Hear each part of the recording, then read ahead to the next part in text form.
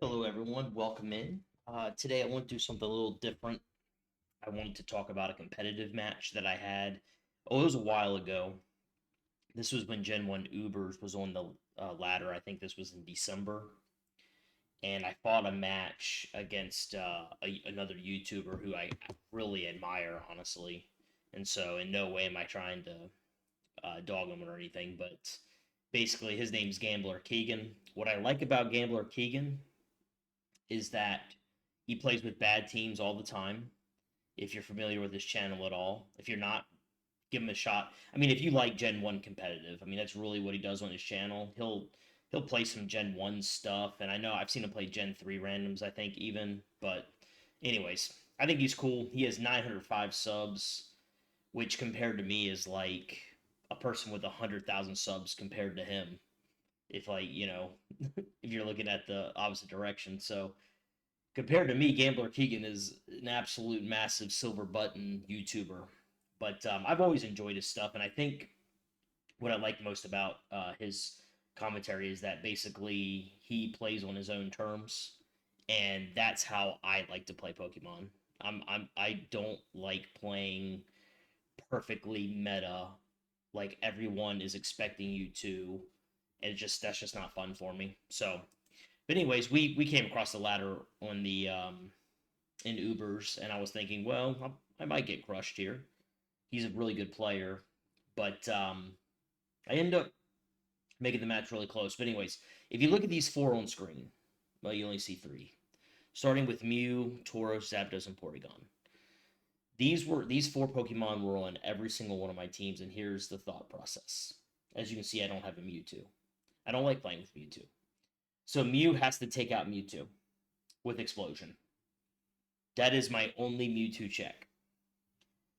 I won about 50% of the time. So obviously, I'm never going to win 80% of the matches if that's your strategy. But it works out more than you think. So Swords Dance, Explosion, Earthquake, Body Slam, but let's be perfectly clear. These two moves are the only ones that I'm interested in using, and it's got to be against Mewtwo. If I don't explode against Mewtwo, I am so cooked. Tauros is like the only other person, or sorry, Pokemon that has a chance, and that's if Mewtwo's paralyzed. And I can just get some paralysis cheese. Tauros, I run a Tauros that's from OU. I know that Stomp is an option for Tauros, but I just go Earthquake, Blizzard, Pirate Beam, Body Slam, kind of as a late game sweeper.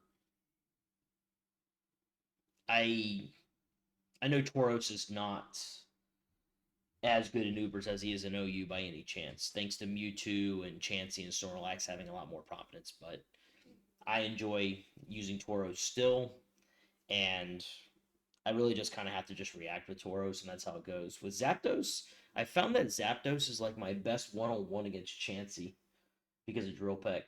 If you crit, if you hit Drill Peck, and then you crit the second one, it usually faints Chansey, which is incredible. I don't really have another option against Chansey. Tauros will just get paralyzed and worn down. Mew is not there to take on Chansey at all. So Zapdos. I have two electrics on this team, by the way, but because Rhydon is not as popular in Ubers, I'm not really too worried about it.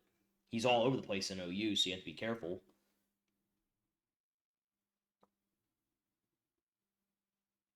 Pardon me. Okay, this Porygon, this Porygon serves one purpose and one purpose only: to counter Mew.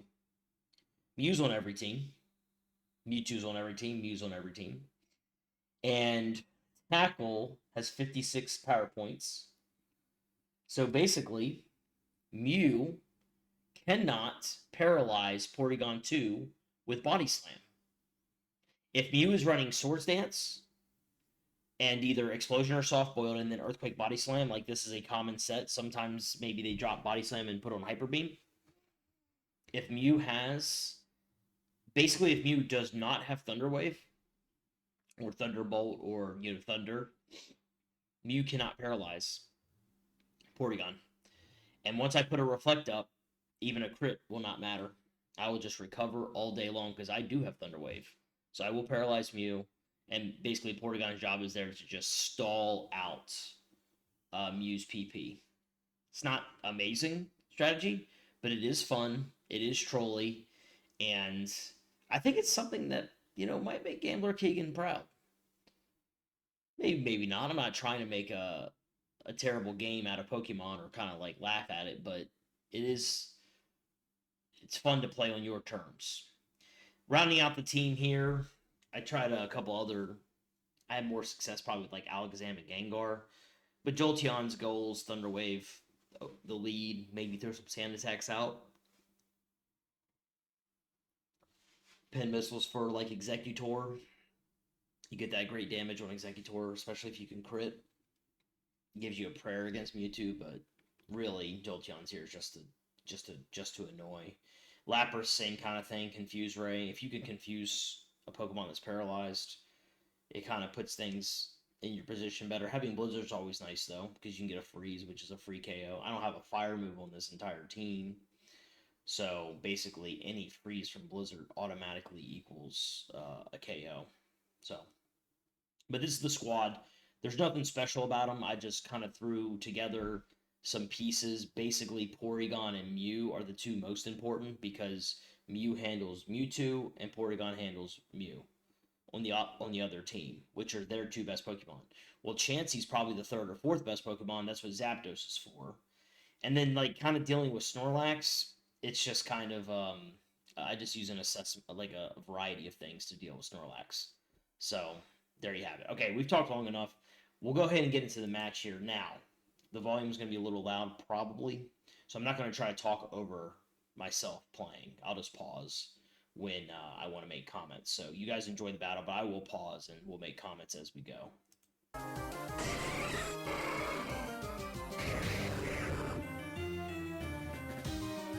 I should say Gambler Keegan's a big thinker too. First turn he got down in 90 seconds.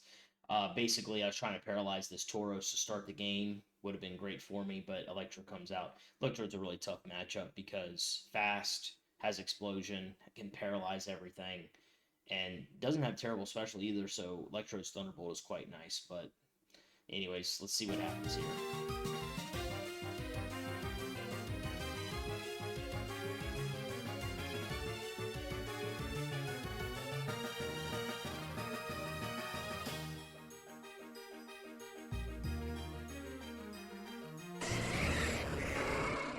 So in that first set of turns, we don't really have like Electrode's still faster after the paralysis than Jolteon is. I guess I could have sand attacked or something, but I went ahead and was just kind of trying to pressure Electrode to explode because Electrode is very annoying. But looking back on it, I probably could have threw some sand in Electrode's eyes and maybe things could have gone better for me in that little interchange. So I wouldn't necessarily say that I'm on good footing. The only thing is I know that his Tauros was revealed as a lead, and like a lead Tauros might have like Stomp maybe, but that's really all I had revealed to me.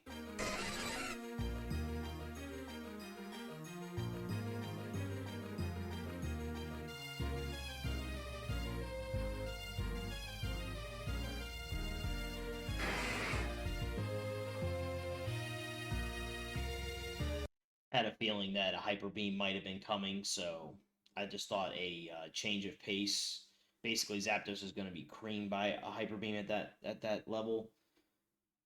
So switching into Lapras. Plus, I can drop some Parent Confusion possibly, but looks like I'm about to use Blizzard anyway. So, but yeah, Zapdos gets the paralysis on Tauros, but unfortunately, we get paralyzed in return, and we can 3-hit KO with Thunderbolt, but we need to have paralysis luck, which we didn't have in this exchange.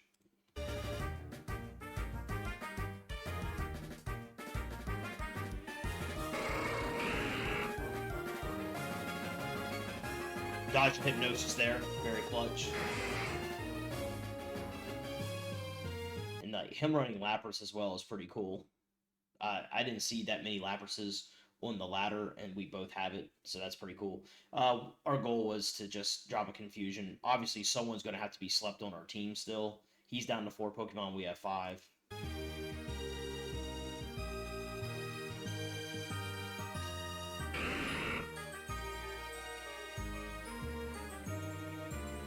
We've dodged Hypnosis twice, which is insane. Okay. So, at least dodging Hypnosis got us to have Gengar explode on himself. So basically, he's down to 3 Pokemon. We have 4 left. Remember, we still have Porygon in the back and Mew for his Mew and Mewtwo, which I'm assuming that's what these are. Mew and Mewtwo. He doesn't always play with Ubers. He doesn't always play with the best Pokemon, so you never know what you're going to get against Gambler Keegan. But you got to assume on every single Gen 1 Ubers battle, if there's 2 unrevealed, they're Mew and Mewtwo. You just got to assume that.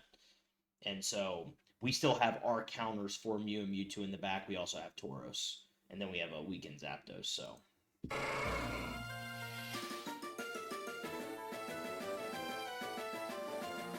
Confusion's not great, but we just switch out. Sack Zapdos. And there's Mewtwo.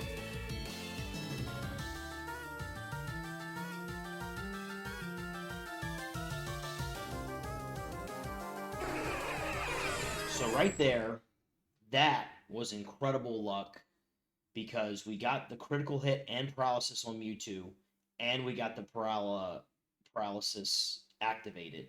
So we're in a great position now. Unfortunately, depending on what this Mew is running, this is going to be a bit of a stallier section of the game. But, you know, we do have the leg up. But remember, this is Ubers. Anything can happen. Well, this is Gen 1 as well. Anything could happen. But essentially, that was really lucky in our favor. We'll just have to continue to see what happens.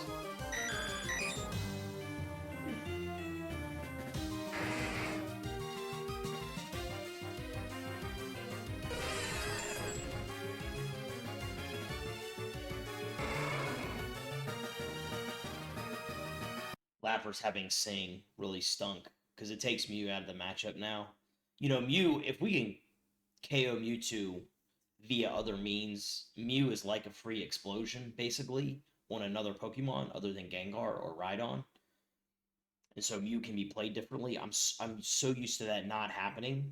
Basically, I have to play Mew to just destroy Mewtwo. That's it. That's what Mew did for me for a month. I'm sorry, Mew. So many broken Mews. But here, you know, we get Sung, which stinks, but we have to have Porygon awake. Like, Porygon is the most important Pokemon on the team right now. And so Tauros, well, we'll see how Tauros does. We get a couple Blizzard misses, though, so, again, really lucky. As you can see, Gambler Keegan there was just like, that's only a 1 in 100 chance of that happening. A little bit more, I guess, than 1 in 100, but still, not great.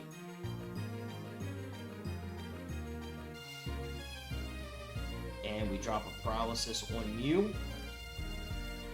And now it's going to be a lot of turns of reflex and sword dances and tackles. And so I kind of know how this goes a little bit, so I'm going to skip a few turns. So just bear with me here.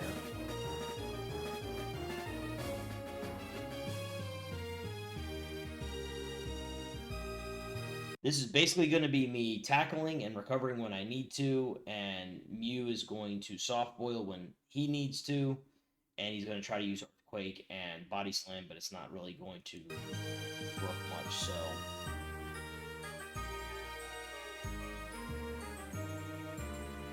Yes, this is... You could make the argument that this is not great Pokemon, but it is part of the game. And the fact that Porygon is a very weak Pokemon. And Porygon can make a run.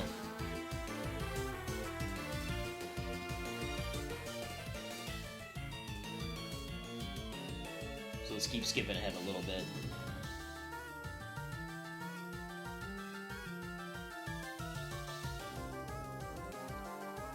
By the way, this started back at turn 30, I think.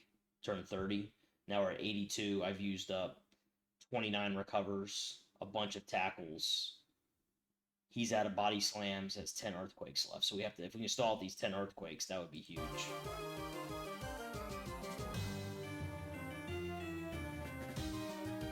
Tackle's 95% accurate, but it's missed like 4 times in this exchange. This is like, we're around turn 62 now of this exchange. It's going to be over here soon. So we are out of recovers, unfortunately. So here's the trouble. He has 5 earthquakes. We are down to our last recover, and we cannot stall out these earthquakes. That is the unfortunate math of it. There's 24 body slams and 16 earthquakes, so it's 40, and we have 32. So unfortunately, we just didn't have the math to get behind this, but it doesn't mean all is lost. The Porygon does faint there on turn 92. And now, the good news here for me is that he has to use 2 more Earthquakes to defeat Mew. And if we could wake up and explode, that would be great, but we're not going to be able to. So now he's down to 2 Earthquakes. So basically, he's down to 2 Earthquakes, and I believe Earthquake would one-shot us. But let's see. It's paralyzed. We go Hyper Beam, we do not get the KO. He goes Soft Boiled. And he does not one-hit KO with Earthquake, which is crazy. And we just don't get it to go at the end. So basically, the way I wanted to play this was, if I could stall out these 40 attacking moves, then Tauros, could have just won for free. But unfortunately, we were 1 move short. He had 1 extra move, and that was just a lot of conversation there. I was happy to be able to talk with him or whatever. Don't meet your heroes is what they say, but there's a lot of great YouTubers out there, I respect, and so anytime I get a chance to compete against them, it's always fun. So basically, this was a 100-turn match. 62 of the turns was Mew versus Porygon. That's not uncommon if things work out that way. I find that a lot of times my opponents will just use Explosion. Now, Keegan's Mew did not have Explosion, but, I just, enjoyed the match and wanted to give a shout out, and, that's just how it goes sometimes. That's how Gen 1 is. Look, he missed Blizzard twice. He missed Hypnosis twice. Luck really wasn't on his side until the very end. The Hyper Beams missed for me, and then I didn't get a crit with Tauros. So, it all kind of evens out, I suppose. But, and then his Mewtwo being paralyzed and then not being able to act. Like, the luck was so on our side. But Keegan's a great player. So, Keegan perseveres. And I enjoyed this fight tremendously. And I wanted to give Gambler Keegan a shout out. Yes, I'm a small channel. I'm really a nobody. But just want to say, if you're out there and you see this, man, I enjoyed playing. You all have a great day. Take care.